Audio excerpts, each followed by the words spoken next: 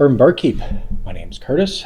Thanks for joining. Hopefully again. And if you're new here, well, we'll see how this goes. We'll just got to interview each other and go from there. Now, what we have in store for us today is bottles that I keep reaching for. This is not a best of.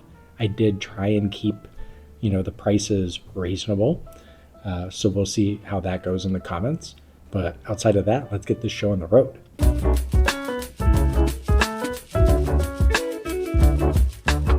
As mentioned in the intro, this is not something that it's like, oh, this is the best bottle of $30. This is just something that I personally reach for apparently over and over again. Some of these other channels are doing Old Granddad 114. That's a great bottle, and I would agree. So I actually tried to zag a little bit, but not get too creative. So first bottle, Flan. I'm just kidding. Don't click X. It's a joke. Relax. Man, Evan Williams Single Barrel. I was a little hesitant to put this one on because I was like, wow, this is really hard to find. But then all of a sudden, at least in the Kansas City area, they were everywhere. So I'm like, oh, well, maybe this is easy to find now. But for $35, about 8 years old, this one is at least 8 years old. The proof was a little low. I was a little hesitant. It's 86.6, but guess what? I wasn't scared away. It was at least 95 on the tongue, so I was pleasantly surprised. This is budget bourbon done extremely well. You're going to get 4 or 5 tasting notes, and they are done extremely well. This is fantastic oak without being not over oaked, but maybe tastes a little older than the 8 years, with rich caramel, vanilla, and you just ride off into the sunset and you don't even think twice about it because it's $30, $35. Once again, at 8 years, come on, this is great value. I didn't give it its due because it had a really tough matchup in the House Call Wednesday episode. If you want to take a look at that, that'll be fun for you. This needed more love, and it's getting it. This is something that I would personally reach for my palate if I wanted to stick in that $30 tier over Greenweller Special Label, Buffalo Trace even. I just find them to be just a touch sweet, and if I want something to kind of pour and forget, I'm going to reach for this one. And guess what? The wax makes it a little fancier too. Next up, we got some channel favorites. You all are going to think I'm sponsored by them.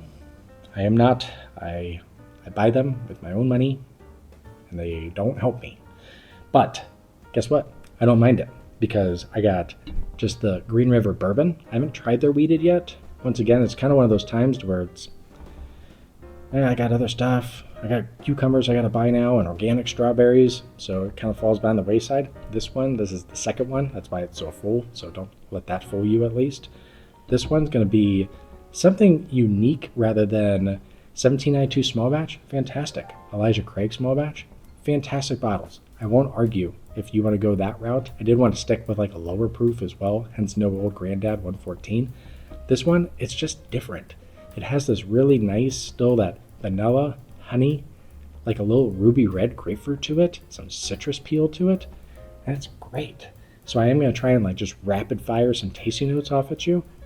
But this one, it has this uniqueness that I just kind of keep coming back for, especially since I can find that vanilla, caramel, and oak like in the Evan Williams anywhere I go. This one, it just gives me just a little different aspect to it. Now you sweet bottle. For $40, the Green River Full Proof. I love it. And guess what? I don't know if this episode has already come out yet, but there's a new batch, 118.1 proof.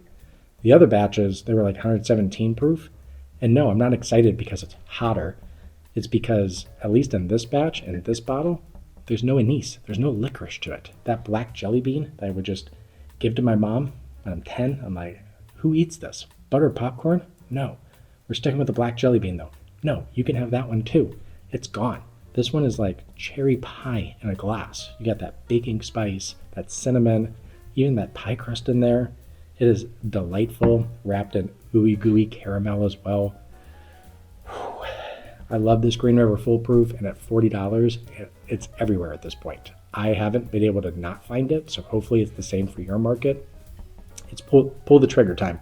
If you told me this was $55, I'm pulling the trigger every time.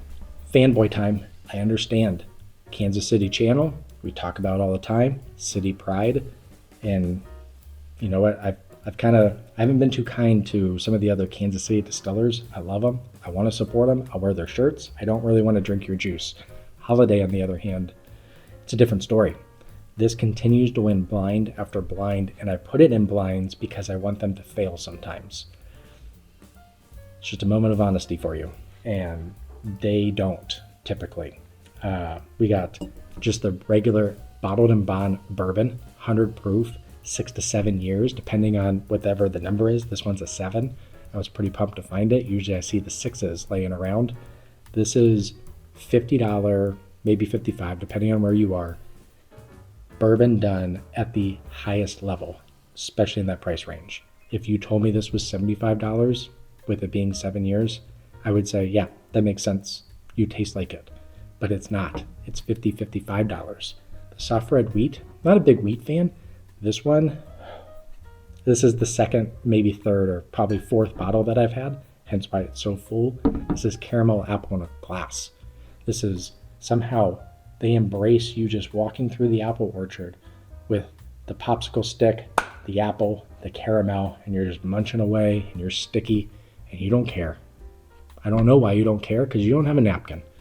But it's here, and you're here for it. Once again, $50, there's not going to be anything better.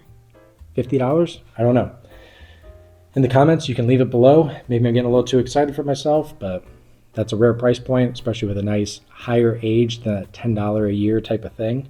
I was tempted to put on the Rickhouse proof, but then I was like, well, this is lower priced. That's kind of where I wanted the vibe to go. Their distribution isn't in every state. This isn't why I put them on there, but I'm trying to help because I love these flavors. I love these pours. In the seal box thing below, seal box, there's an affiliate link. If you want them, you can purchase both of these here, including the Rickhouse. And I think they're maybe $5 over. That's about it. Now, we get our first little price jump. Hear me out. New Riff, 8-year. Once again, I still kind of wanted to go into this value, into this bang for the buck area. This one, a little harder to find. I was a little hesitant, but at $72, at $75, that's one of those price ranges to where I'm walking into the store and I don't want to pull the trigger on something blind. So yes, we've reviewed this before. Yes, it did extremely well in our Whiskey of the Year rankings, but for $72 at 8 years and 100 proof, New Riff does it. Good for you guys. This was in a blind against Colonel E.H. Taylor on, once again, the House Call Wednesday thing, and absolutely wiped the floor with it. I love Colonel E.H. Taylor. I just do. I think it's great. It makes me happy on a rainy day. And guess what? Colonel H. Taylor can stand in the rain now because I got a new thing. I got a new hot thing. New Riff 8-year. Once again, harder to find, but this is like, I'm going to stick with the pie. It's like a blackberry pie. It has that baking spice. It has blackberry, little blueberry, maybe boysenberry, just to kind of stick with the blues. I haven't tasted one, so don't write that down. But this guy, it's better than you would think. Pull the trigger at $72, $75. If you told me it was $80, that's probably my cap, to be fair. But yes, please. We got a rye. Look at us grow. We're moving together. Hard Truth with their sweet mash bill. I was a little hesitant to pull the trigger on this one, actually. I saw it on YouTube, and I'm not going to question people's character, but it felt a little shoved down my throat where I was like, how many free samples did you get? And then I got a gift card to Total Wine. Shout out Total Wine. From my brother. Shout out again. And I was like, you know what better time than to pull the trigger on something that's probably lied about than this one. But the tasting notes that came out of their mouth was actually really good. I was like, wow, that sounds like something I would enjoy. And guess what? I did enjoy it. I did. And they weren't lying to you, even though it was probably free. So here we are. This guy, I got batch 8 here. I don't know how much it differs batch to batch, so we got that going for us. This guy, 115.8 proof. It tastes like 115.8 proof in a great way. These are full of summer fruits. You got that peach, we're sticking with apple. You got your baking spice, and then that rice spice just in the finish. but it's one of those times to where I've enjoyed it now. I'm going to enjoy it just a touch more in that summer range, even at the higher proof. Just it brings me into sunshine glory, and I was wrong. I judge people. I was wrong. I've been right on a couple of them, but this one, I was wrong. Good for you all. Knob Creek 12 year. Someone buy it. Why is this sitting on shelves? 12 years old, 100 proof from a big time distiller, and boy, is it everything you want it to be. $75. I've seen it for $70, and it just sits there, and I don't understand why. This is oak, leather, cigar box, brown sugar, and just like a nice hint of that mint at the end to kind of bring it all together. I don't understand. You got some of these 15, 16-year bourbons out there, $160, $250, $1,000 at this point. This guy, 12 years, just sits. Once again, not everybody wants to go into the $75 range, but it's one of those times to where if you were to walk in and no one had told you about it, you're probably not pulling the trigger on it. So I'm going to tell you about it. I'm going to back it up and then hope you all buy the rest of them because it deserves to be tasted.